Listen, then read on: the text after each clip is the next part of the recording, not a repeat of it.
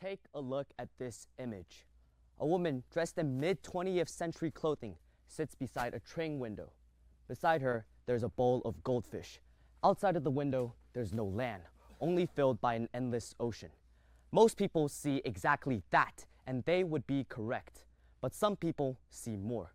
They see a fish confined within a fish tank, looking at the woman as someone more privileged when she is also trapped within the train, separated from the ocean of freedom.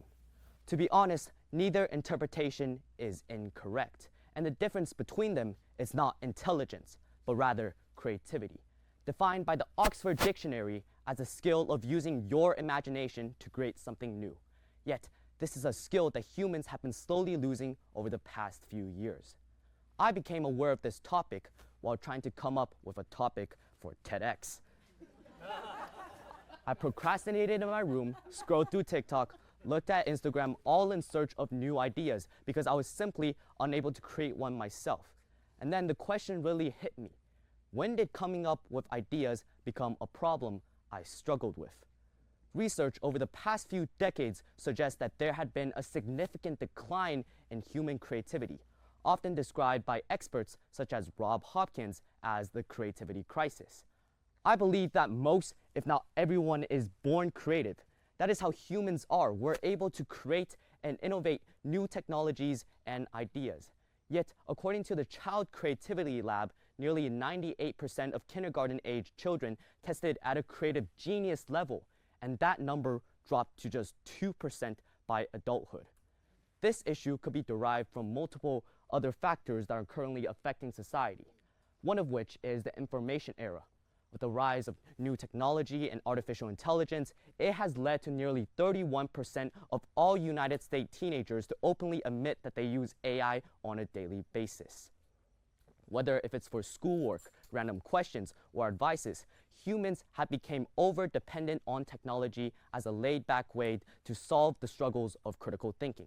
So, in order to cut the roots of this hazardous plant, we'll be taking a look at how modern-day technology has been detrimental to human creativity with false use. A few months ago, during college application season, someone that I know submitted a personal statement. It was later flagged by a counselor for one simple reason. It did not sound human.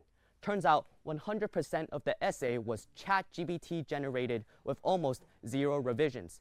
It is clear that on the surface, AI helps us create and solve new problems. Yet, when we rely on them too much, they can really start to change the way we think, making us depend on them while weakening our critical thinking skills, making us more vulnerable to misinformation, manipulation, and exploitation, making us struggle more. So, the research conducted by The Conversation asked college students to brainstorm the ways of using a paperclip while using no technology, and then to do the same thing a month later while using ChatGPT.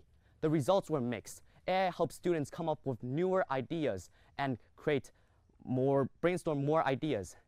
Yet, many students admitted that once they saw the AI suggestions, their own flow of ideas slowed down.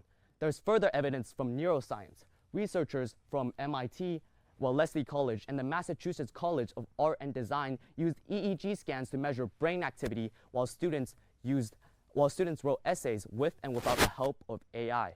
The group that used AI showed much less activity within the prefrontal cortex of the brain, the part of the brain linked to memory, planning, decision-making, and creativity. Most of them couldn't even remember what they had written down just a few minutes prior. When students use ChatGPT or similar tools, their creativity often increases at first, but later, their ideas become less unique and start to sound alike. However, this is not to say that AI is completely harmful.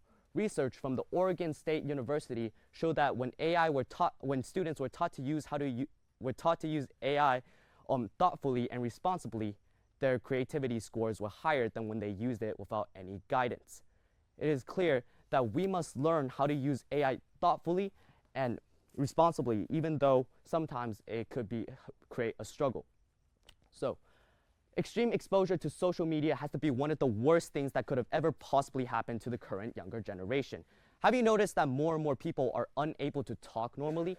Whether if it's during conversations, replying to the teacher, or simply answering a question. A simple, normal sentence is slowly disappearing. Right as a sentence begins, students try to put in random slang that they could find on the internet, such as cooked or 6'7". A recent instance that happened was during church, when a student was asked to explain a biblical passage, and all he could respond with was, "Paul felt buns." When the pastor asked him what he meant by "Paul felt buns," the student was unable to further elaborate. The concept of human language being shaped by the information that we receive has been discussed for a long period of time. The Sapir-Whorf hypothesis, developed by Edward Sapir and Professor Benjamin Lee Whorf, found that the structure of a human language is determined by a native speaker's perception and categorization of experiences. Basically, people with a broader vocabulary showcases stronger critical thinking skills. A study conducted by the Computers in Education, an online academic peer-reviewed journal, found that when students use watered-down language such as abbreviations and slang, their linguistic abilities decreases at a constant rate. Students who often use social media fail to build strong arguments or even maintain conversations for a long period of time. And this becomes an endless cycle as social media tend to reward shallow responses, creating an unhealthy habit. At first, people in fact find it easier to talk to others, since abbreviations don't require your brain to fully express your thoughts or be aware of your wording. But when used for too long, it decreases your vocabulary, making you unable to stop. As linguistic skills decreases, so does our imagination and critical thinking skills. It is time that we finally think about how the technology that we're utilizing every day is affecting our brain. We were all born creative.